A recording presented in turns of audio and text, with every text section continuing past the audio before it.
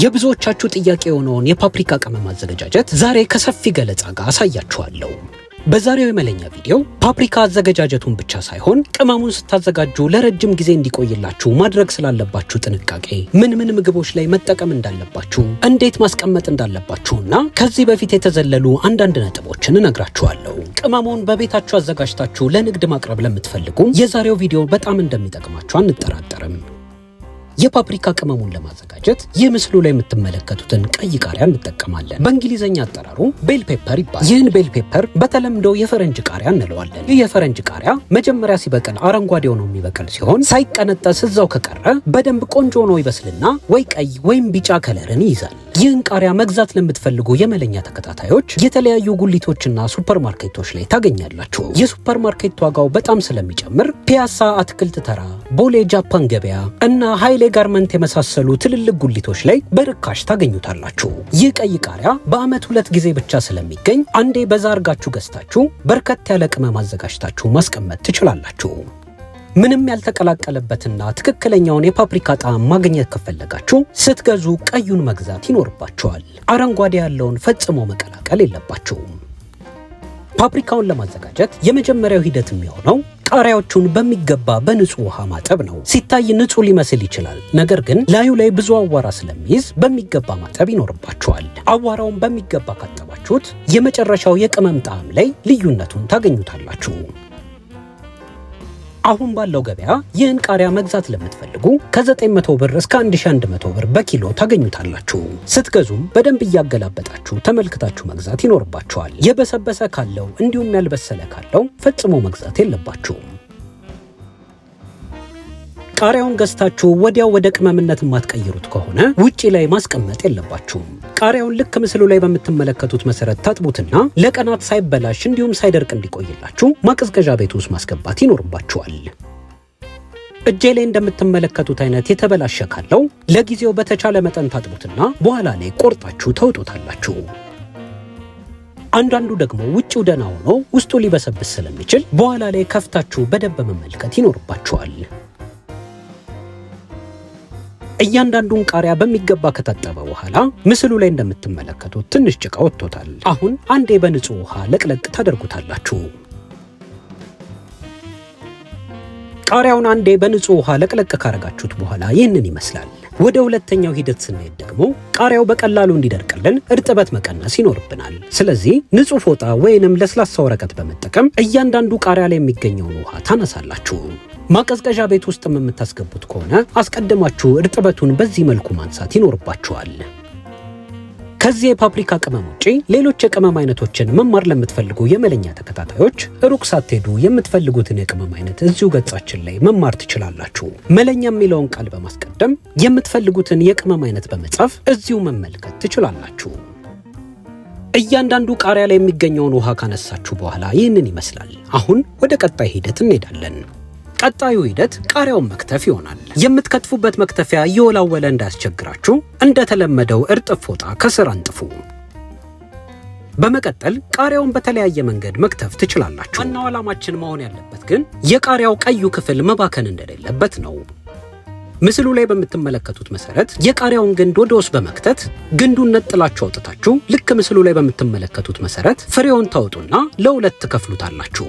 ለሁለት ከከፈላችሁት በኋላ ቃሪያ ውስጥ የሚገኘውን ነጭ ነገር ነጥላችሁ ታውጣላችሁ። የፓፕሪካ ቅመም ስታዘጋጁ አንድ መሸወድ የሌለባችሁ ነገር የቃሪያው ፍሬ ፈጽሞ መግባት የለበትም። ሁለተኛ ደግሞ ለሁለት ከከፈላችሁት በኋላ ነጩን ክፍል ነጥላችሁ በቢላ ማውጣት ይኖርባችኋል። በእጃችሁ ተጭናችሁ ወደ ውስጥ ግንዱ አልገባ ካላችሁ ምስሉ ላይ በምትመለከቱት መሰረት በቢላ ዙሪያውን ሰንጥቃችሁ ማውጣት ትችላላችሁ።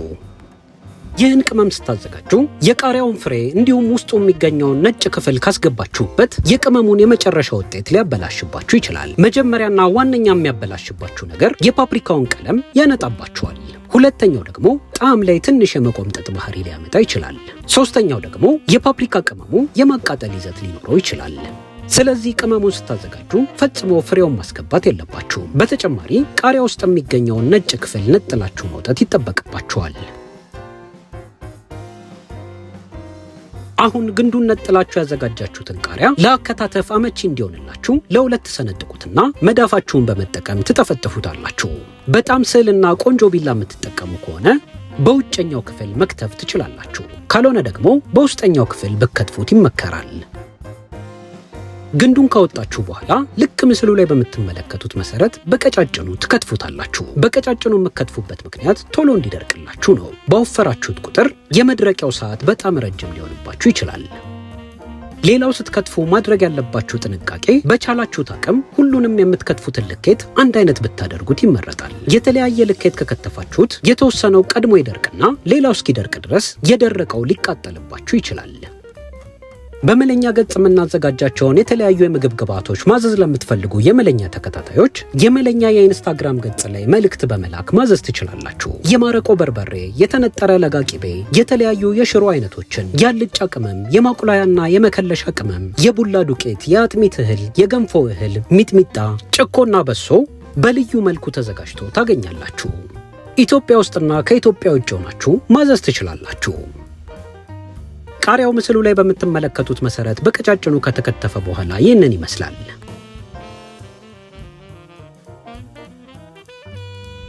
ቃሪያውን በቆንጆ መልኩ ከከተፋችሁ በኋላ ወደሚቀጥለው ሂደት እንሄዳለን።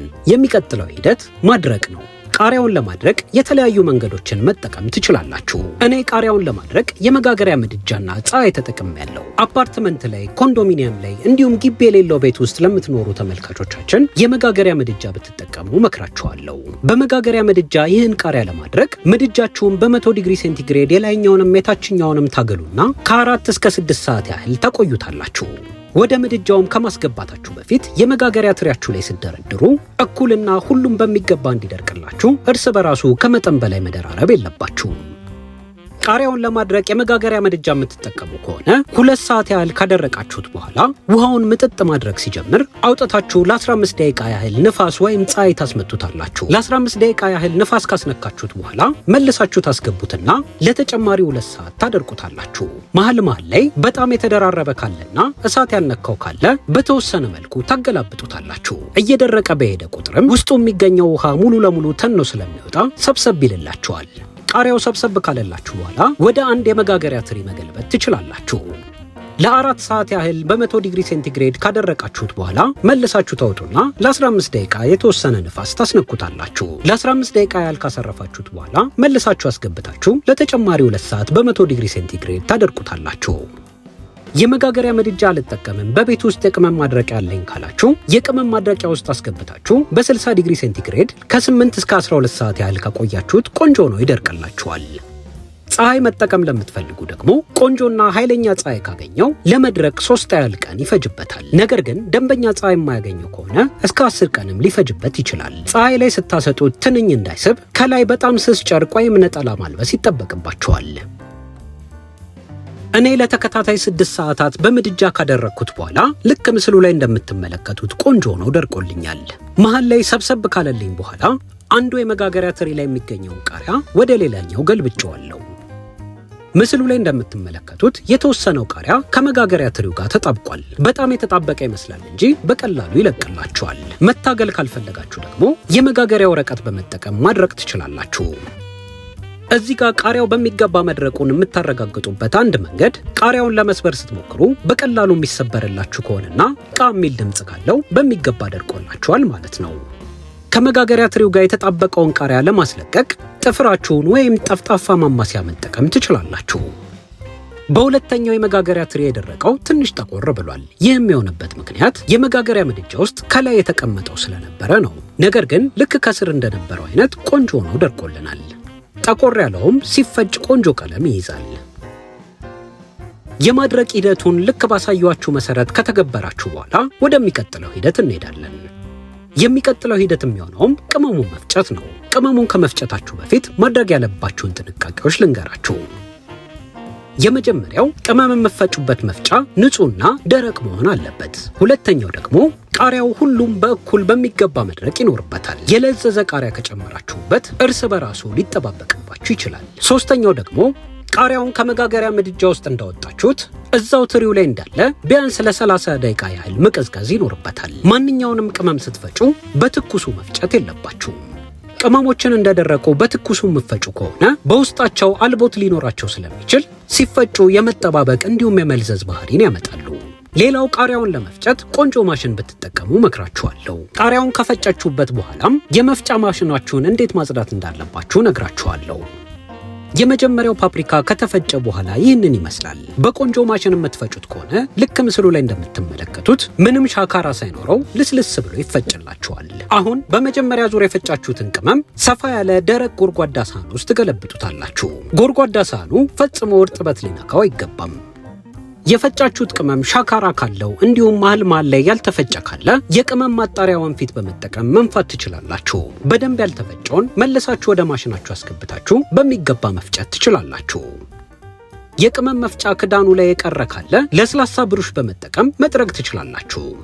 ቅመም የማዘጋጀት ልምዱ ከሌላችሁ ፓፕሪካ ጣፋጭ ቢሆንም ትንሽ የማቃጠል ይዘት ሊኖረው ስለሚችል ቅመሙን ነክታችሁ የሰውነት ክፍላችሁን መንካት የለባችሁም። በተለይ አይናችሁን፣ አፍንጫችሁን ባትነኩ ይመረጣል። እንዲሁም በተደጋጋሚ እንዳያስነጥሳችሁ። በተጨማሪ የመተንፈሻ አካላት ችግር ያለባችሁ ሰዎች ቅመሙን ስታዘጋጁ ጭንብል ወይንም ማስክ አድርጋችሁ ብታዘጋጁ መክራችኋለሁ።